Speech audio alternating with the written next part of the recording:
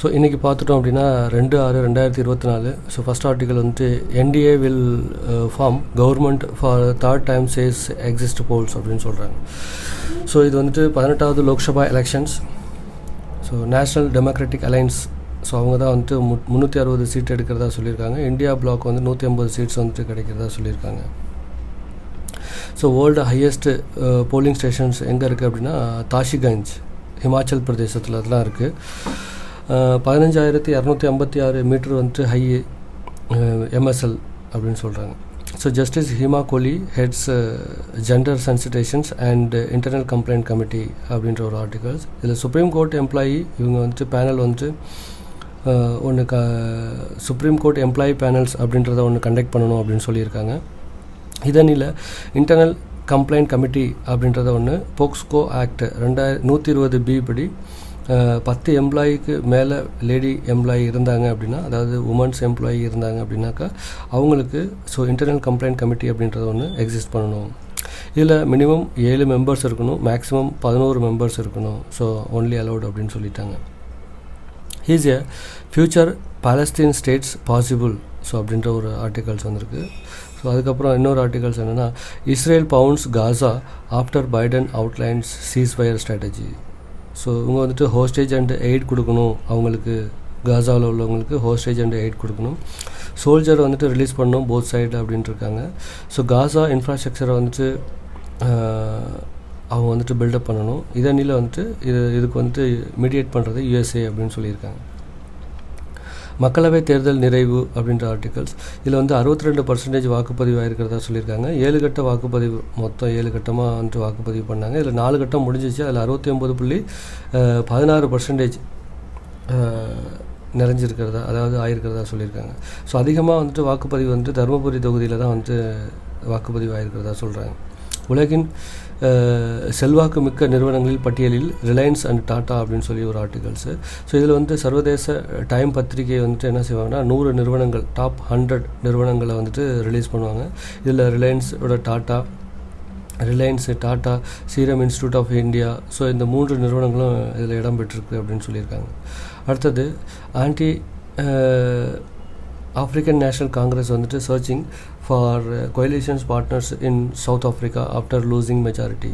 So இது என்ன சொல்கிறாங்கன்னா international conventions on the eliminations of racial discriminations அப்படின்றது 1965 கொண்டு வந்தாங்க.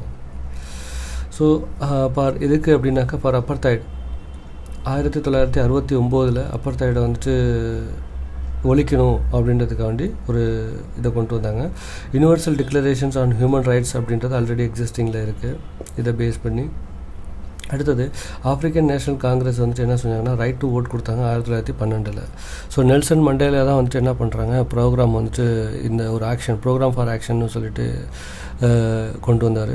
1952 பீப்புள் வந்துட்டு அகேன்ஸ்ட் அப்பர்தைட் ப்ரொடெஸ்ட் பண்ணாங்க. ஸோ 18,000 பேர். ஸோ இதில் வந்துட்டு நெல்சன் மண்டேலா வந்துட்டு 27 வருஷம் ஜெயிலே இருந்தார்.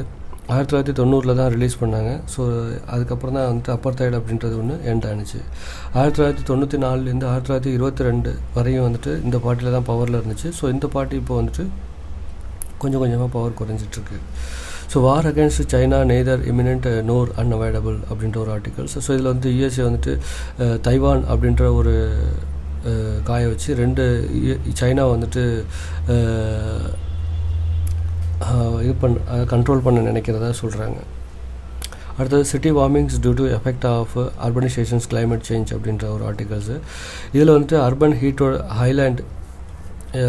ஹீட் அதிகமாக ஐலாண்ட் வந்துட்டு எஃபெக்ட் வந்துட்டு நமக்கு தெரியுது அப்படின்னு சொல்கிறாங்க. ஸோ ரேடியேஷன்ஸ் அப்படின்றது ஃபஸ்ட்டு 28 டிகிரி செல்சியஸ் தான் இருந்துச்சு. இப்போ வந்துட்டு பெயிண்ட்டு நம்ம யூஸ் பண்ணுறோம், ரோடு இன்ஃப்ராஸ்ட்ரக்சர்ஸ்லாம் அதிகமாக இது என்ன ஆகுது அப்படின்னாக்கா ரேடியேஷன்ஸ் அப்படின்னு பார்த்துட்டோம்னா 38 டிகிரி செல்சியஸ் வந்துட்டு அதிகமாகிட்டு இருக்கு. ஸோ ரூரல் அர்பன்லேருந்து கம்பேர் பண்ணும்போது ஸோ ரூரலில் 28 இருக்குது. ஸோ 38க்கு மேலே போயிட்டுருக்கு அர்பன் ஏரியாவில். ஸோ இதுக்கு காரணம் வந்துட்டு அதிகமாக நம்ம ஏசிசி யூஸ் பண்ணுறோம், எனர்ஜி அதிகமாக கன்சியூம் பண்ணுறோம். இதனில் வந்துட்டு 2050 இந்தியா வந்துட்டு அர்பன் சிட்டிஸ் வந்துட்டு டபுள் ஆகிடும் அப்படின்னு சொல்லியிருக்காங்க. அதாவது 450 மில்லியன் பீப்புள்ஸ்க்கு மேலே போயிடுவாங்க அர்பனைசேஷன்ஸ் அப்படின்னு சொல்கிறாங்க. Why is there a fresh row on Mullai Periyar அப்படின்ற ஒரு ஆர்டிகல்ஸ். இது வந்து கேரளாவில் இருக்குது. ஸோ பெரியார் லேக்கில் அமைஞ்சிருக்கு. ஸோ தமிழ்நாடு தேனியில் தான் இது வந்துட்டு இருக்குது. ஸோ தமிழ்நாட்டில் தேனி அப்படின்ற இடத்துல தான் வந்துட்டு மெர்ஜ் ஆகுது. ஸோ இது வந்துட்டு ஓன் பண்ணுறது யார் அப்படின்னா கேரளாவில் தான் வந்துட்டு இருக்குது. பட் இதை கண்ட்ரோல் பண்ணுறது அப்படின்னு பார்த்துட்டோம்னா தமிழ்நாடு கவர்மெண்ட் தான் கண்ட்ரோல் பண்ணுறாங்க. ஸோ எதுக்கு அப்படின்னு பார்த்துட்டோம்னா irrigation facility Theni, Dindigul, Madurai, Sivaganga, Ramanathapuram, so இங்கெல்லாம் வந்துட்டு நமக்கு இரிகேஷன் ஃபெசிலிட்டிஸ்க்காண்டி கொண்டு வந்தாங்க. ஸோ சுப்ரீம் கோர்ட் வந்துட்டு ரீகன்ஸ்ட்ரக்ஷன் பண்ணுறதுக்கு சொல்லியிருக்காங்க. பட் கேரளா வந்துட்டு என்னென்னா ரிஜெக்ட் பண்ணிட்டாங்க.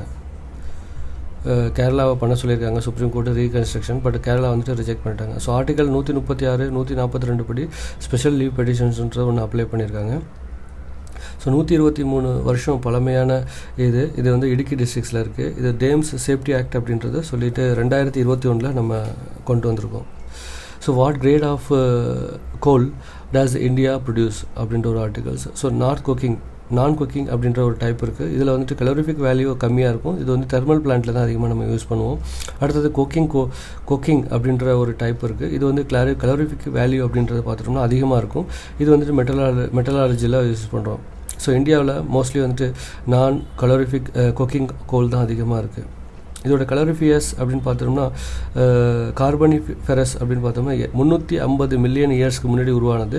ஸோ அதில் பார்த்தோம்னா கார்பன்ஸ் கண்டென்ட் வந்து அதிகமாக இருக்கும். ஸோ கோண்ட்வானா கோல் அப்படின்னு பார்த்தோம்னா 250 மில்லியன் இயர்ஸ்க்கு உருவானது. இதில் வந்து கார்பன் கண்டென்ட் வந்துட்டு கம்மியாக இருக்குது. ஸோ இது வந்து நம்ம இந்தியாவில் தான் இருக்குது. ஸோ இந்தியாவில் பார்த்துட்டோம் அப்படின்னா ஜார்க்கண்டு, ஒடிசா, சத்தீஸ்கரில் அதிகமான கோல் வந்துட்டு நமக்கு கிடைக்கிது. ஸோ ஆஷ் கண்டென்ட் அப்படின்னு பார்த்தோம்னா அதிகமாக இருக்கும். இங்கே சல்ஃபர் அப்படின்னு பார்த்தோம்னா கம்மியாக இருக்கும். ஆஷ்வரஸ் டெம்பரேச்சர்ஸ் வந்துட்டு 1500 டிகிரி செல்சியஸ்க்கு மேலே போயிடும். ஸோ இது வந்துட்டு இங்கே உள்ள கோலில் இதெல்லாம் வந்துட்டு ஒரு ஃபியூச்சர்ஸ் அப்படின்னு சொல்கிறாங்க. ஸோ இந்தியா கோயில். ஸோ இதுதான் என்னோட ஆர்டிகல்ஸ். So thank you.